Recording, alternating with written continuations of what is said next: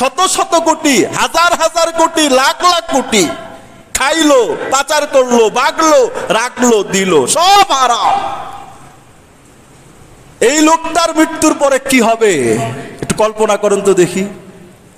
1 টাকায় যদি অন্যায় ভাবে কেউ গ্রাস করে 40 দিন যদি তার ইবাদত কবুল না হয়, দোয়া কবুল না হয়, তার হারামের দ্বারা জর্জরিত জীবনওয়ালাদের পরিবেশ পরিস্থিতিটা কিরকম হবে বলেন তো।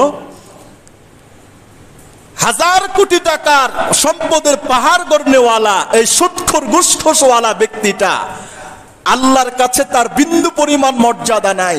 আরেকজন জীর্ণ শীর্ণ অসহায় মানুষ অল্প টাকা দিয়ে ব্যবসা করে, দিনের ব্যবসা দিনে আয় দিনে শেষ, আল্লাহর কাছে ইনি কোটি গুণে দামি, অথচ ইনার নাম সমাজে নাই। ওই যে সুদখোর ঘুষখোরের অট্টালিকার পাহাড় যে তৈরি করলো, তার প্রশংসা, তার সুনাম সুখ্যাতি গোটা সমাজের মধ্যে মাইকিং হয় দিনে রাত্রে, বছরের পর বছর। ঠিক না বেঠিক কথা বলেন? কিন্তু এই দুইজনের মধ্যে আল্লাহর কাছে তার বিন্দু পরিমাণ মর্যাদা তো নাই। আল্লাহ তাআলা ঘোষণা করেছেন উলাইকা আসহাবুন নার। যাদের মাইকিং হচ্ছে, প্রশংসা হচ্ছে মাইকে মাইকে, রব্বুল আলামিনের ঘোষণা আরশ আজিম থেকে এরা জাহান্নামে যাবে। আর ওই বেটার ঘোষণা, আরে ও তো জান্নাতে যাবে। সুবহানাল্লাহ বলেন না, ও জান্নাতে যাবে। রাসূলুল্লাহ সাল্লাল্লাহু আলাইহি ওয়াসাল্লাম এক ব্যক্তির কথা উল্লেখ করলেন। আচ্ছা, এমন যদি কোনো ব্যক্তি ইউতিলুস সফর, ব্যক্তি এমন লম্বা সফর করে আসছে, মুসাফির মানুষ আল্লাহর কাছে যেই দোয়া করে সেই দোয়া কবুল হয়ে যায়। এটা কেন বললেন রাসূল সেটা বলছি। একজন মুসাফির রাস্তার মধ্যে থাকে, পথে থাকে, গাড়িতে থাকে, লম্বা সফর করছেন। মুসাফির ব্যক্তির একটা স্পেশাল আল্লাহ তাআলা তাকে একটা পাওয়ার বৈশিষ্ট্য দান করেছেন। 4 রাকাত বিশিষ্ট নামাজ 2 রাকাত পড়ে ফেলো, তাই না?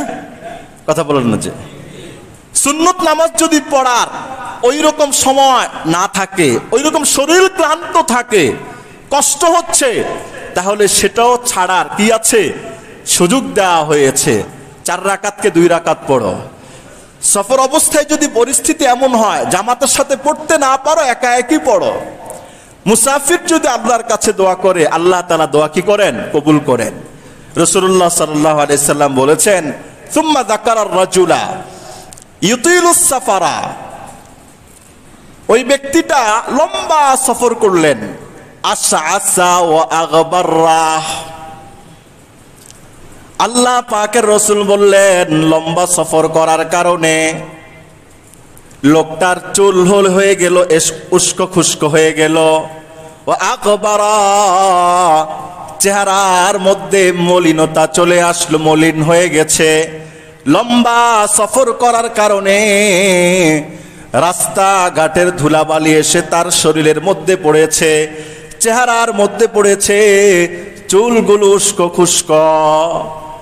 তাহলে এইরকম মুসাফিরের মর্যাদা আল্লাহর কাছে কেমন হওয়ার দরকার ছিল, তাই না?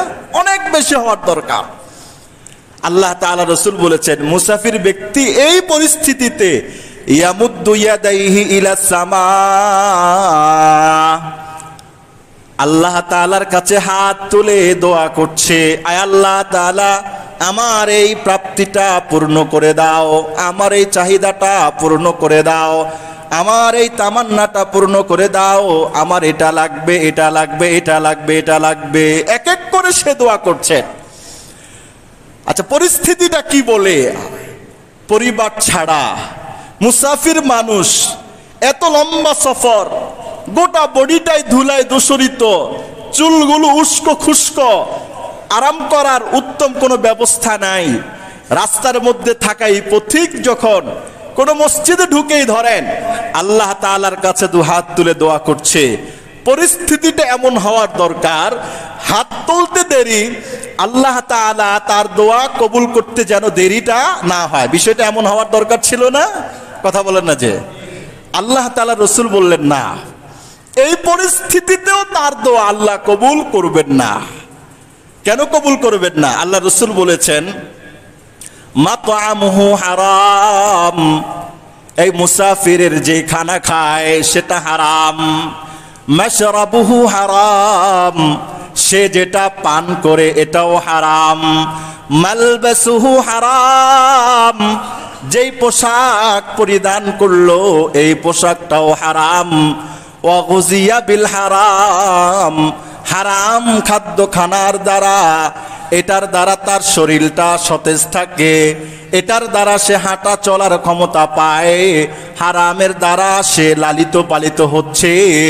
ফান্না ইউস্তাজাব, সুতরাং হারাম খাদ্যের ওয়ালা ব্যক্তি, হারাম পান করনেওয়ালা ব্যক্তি, হারাম পোশাক পরনেওয়ালা ব্যক্তির দোয়া আল্লাহ তাআলা কিভাবে কবুল করবেন? নাউজুবিল্লাহ বলেন। কেন কবুল করছেন না? কেন? হারাম, হারাম খাদ্যে তার জীবনটা চলে, এটা হলো তার চালিকা শক্তি। দোয়া করলে দোয়া কি হয় না? কবুল হবে না। মান আকালা দিরহামান, 1 টাকা হারাম খাইলে 40 দিন তার ইবাদত কবুল হয় না। তাহলে যে হারাম খায় মানুষটা ভালো না খারাপ? হারাম খায় ভালো না খারাপ? খারাপ। যে 1000 টাকা হারাম খাইলো, যে 1 লাখ টাকা খাইলো, যে কোটি কোটি টাকা খাইলো, খাইলো না, খাইলো, ভরলো, রাখলো, পাচার করলো, এর অবস্থাটা কি হবে বলেন এবার?